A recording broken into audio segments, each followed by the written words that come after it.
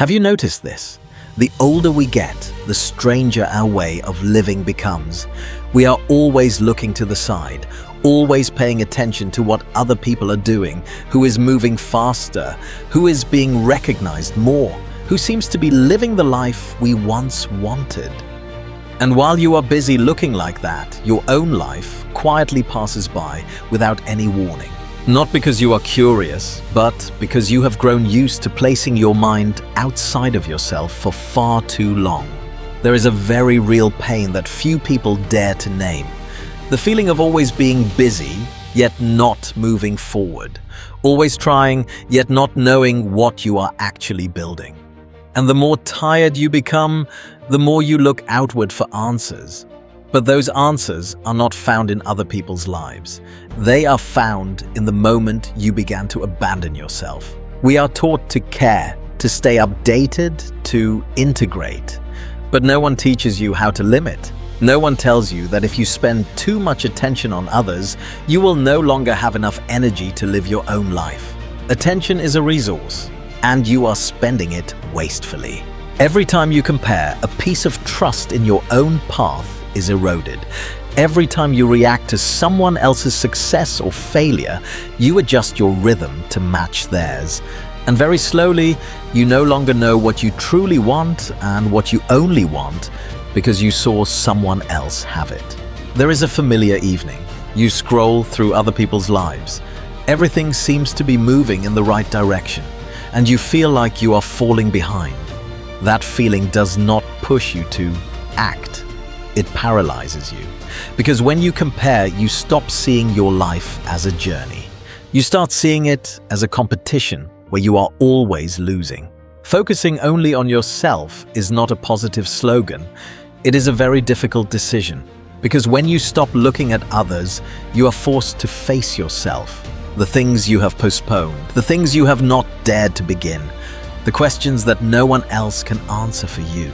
There was a man named Jacob who once said that he realized he was lost not because he lacked goals, but because he was following too many of other people's goals. Every time he saw someone succeed, he doubted his own choices. And so he kept changing direction, not because the old path was wrong, but because he did not stay long enough to see that it was right. Focusing on others creates a very dangerous illusion. The illusion that if you understand enough about them, you will know what you should do. But life does not work that way. Your path is not built from other people's data.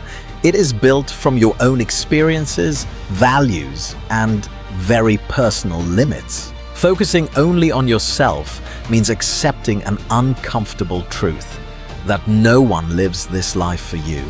No one is responsible for the days you miss, and no one can build inner peace for you if you keep letting your mind run outward. In the next part, I will go deeper into the psychological reason why humans are so addicted to observing others, not because they are weak, but because they are avoiding a much harder confrontation. The confrontation with themselves. There is a very deep reason why humans constantly look outward. Not because you lack willpower, but because observing other people is far easier than building yourself. When you follow someone else's life, you stand in a safe position. You do not need to make decisions. You do not need to take responsibility. You do not need to face the risk of failure. You only need to react. And the brain loves this state because it consumes far less energy than intentional creation. Comparison also brings a short-term benefit. It gives you the feeling that you are evaluating, learning, progressing. But that feeling is temporary, because after every comparison, you do not gain more skill. You only gain more pressure, and that pressure does not turn into action if you do not return to your own life axis. There is a very dangerous point in constantly looking at others. You begin to measure your life by standards that do not belong to you. Their pace, their benchmarks, their timing. And when you fail to reach those, you conclude that you are on the wrong path, when in reality, you are simply on a different one. There is a very simple story. A woman named Emma once pursued many different directions just because she saw them working for other people. Every time she changed direction, she told herself that this time it would be right. But after many years, the only thing she was certain of was that she had not stayed with any path long enough to see results. Not because she was, incapable, but because she never gave herself the chance to accumulate. Focusing on others makes you lose the most valuable thing required to change your life: consistency. You cannot be consistent when your mind is constantly pulled outward. Every external signal can make you doubt your decisions. And when doubt becomes a habit, you live in a constant waiting state, waiting for more information, waiting for more signs, waiting for more certainty. But certainty does not come from observation. It comes from repeated action. There is a very real psychological mechanism. When you do not dare to begin, you stay busy watching. When you do not dare to stay, you stay busy comparing. And you call that researching, learning, staying informed. But deep down, it is a very refined form of procrastination. Focusing only on yourself forces you to do something very difficult. Take full responsibility. No blaming circumstances, no using other people as reasons for your slowness. And this responsibility scares many people, because when you take responsibility, you must also accept the possibility of being wrong. Yet there is a paradox. When you stop watching others, pressure decreases. You no longer have to run at a rhythm that does not belong to you. You begin to hear your true desires more clearly. Not the things that look impressive, but the things you are willing to endure quietly for. In the next part, I will help you understand why returning your focus to yourself is not selfish. It is a necessary condition for living a life with depth, rather than one that only reacts to the world. There is a very common misunderstanding that makes many people hesitate to return their focus to themselves. They fear that if they focus on themselves, they will become selfish, distant, or cold toward the world. But the truth is the opposite. A person who does not focus on themselves is often the one who hurts others the most, because they live in a state of instability and constant reaction. When you do not have a clear life axis, you continuously seek validation. A look, a compliment, a signal that tells you that you are on the right path. And when you do not receive it, you become disappointed, irritable, withdrawn, not because you are a bad person, but because you have placed your value in other people's hands. Focusing only on yourself means reclaiming the right to define your own life. You do not need the whole world to agree in order to continue. You only need enough clarity within yourself to not turn back every time you see someone moving faster. There was a man named Daniel who once shared something very direct.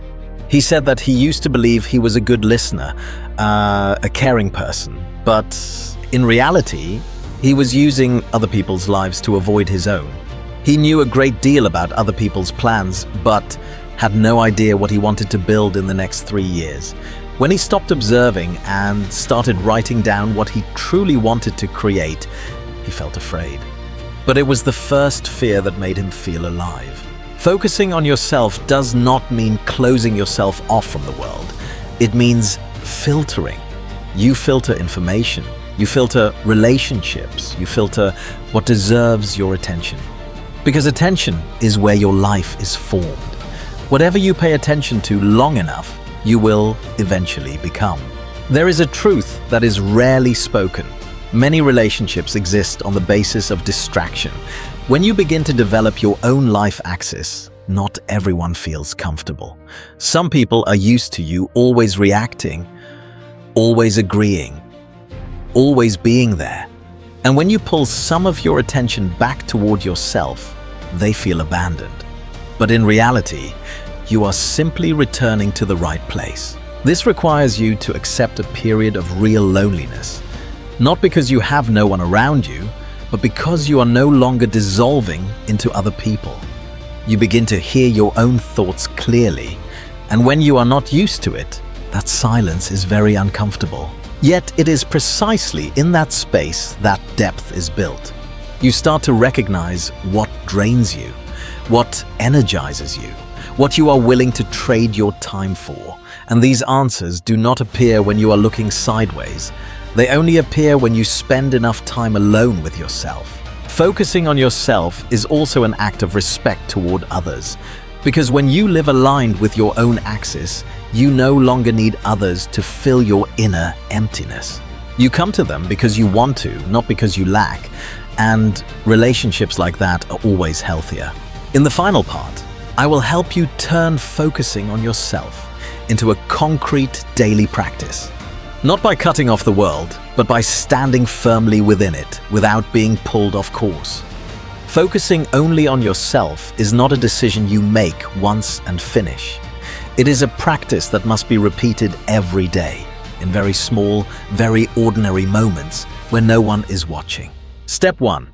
Establish a clear inner axis. The first step is establishing a clear inner axis. Each day, before the world has a chance to pull you away, you need to know what you are building today.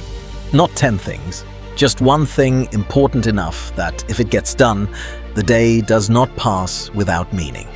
When this axis is clear, many external things naturally become less important. Step 2. Limit input. The second step is limiting input. You cannot focus on yourself if your mind is constantly being filled with other people's lives. This does not require you to disappear from the world. It only asks you to choose deliberately. Choose what you consume, when you consume it, and the mental state you are in when you do. If something makes you compare more than it makes you act, it is weakening you, even if it looks harmless. Step 3. Return to small accumulative actions. The third step is returning to small actions that accumulate. When you focus on yourself, you realize that real progress is quiet. It does not need witnesses. It needs consistency. 1 hour a day for what you are building is worth more than 10 hours shattered by distraction. And that consistency only appears when you stop constantly looking at others to recalibrate yourself. Step 4. Learn not to react immediately. The fourth step is learning not to react immediately. Every time you encounter someone else's success, failure, or a conflicting opinion, pause. Not to ignore it, but to ask one very simple question. Does this directly relate to my life axis? If not, you do not need to carry it into your mind. There is a very direct sentence worth remembering. Not everything deserves your reaction. And every time you choose not to react, you are saving energy for what truly matters. Step 5. Accept your own pace. The final step is accepting your own pace. When you focus only on yourself, you will move much more slowly than when you chase others, but you will go deeper. And what goes deep is very hard to shake. You no longer need to prove. You no longer need constant updates. You only need to continue. There may be moments of doubt, moments when you feel left behind. But if you are honest, you will recognize one thing. For the first time in a long while, you are living a life with direction.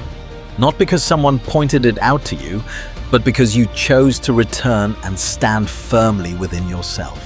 Focusing only on yourself does not make the world smaller. It makes you grow from the inside.